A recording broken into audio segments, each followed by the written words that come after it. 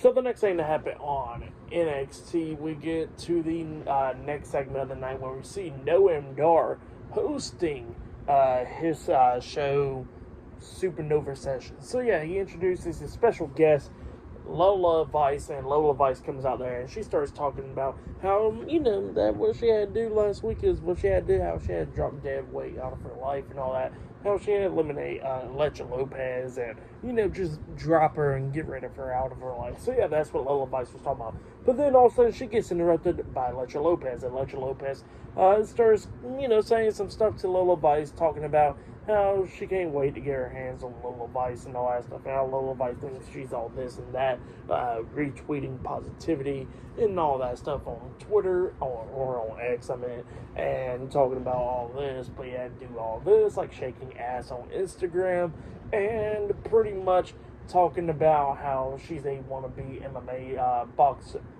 wannabe MMA fighter, shadow boxing and all that stuff. So yeah, that's what Elektra Lopez was talking about Lola Vice and all that stuff, and that and they called her a bitch and all that, and how she can't wait to get her hands on her because she'll be having a match against her next week on NXT.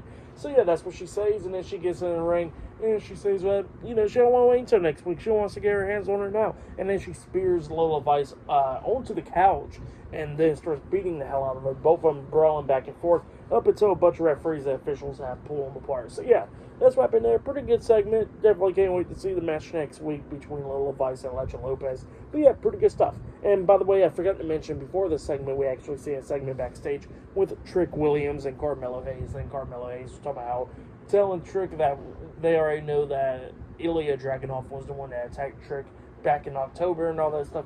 He says that he finds it a big coincidence that, Ilya Dragunov wants to have his match against Trick Williams at Vengeance Day, the same day that, they're going to try to get into the finals of the Dusty Rhodes Tag Team Classic. So yeah, that's what Carmelo Hayes was talking about. He says that they got to focus more on the Dusty Rhodes Tag Team Classic because they got to focus on their match against the LWO next week and try to beat them next week to get into the finals. So yeah, that's what Carmelo Hayes was talking about there.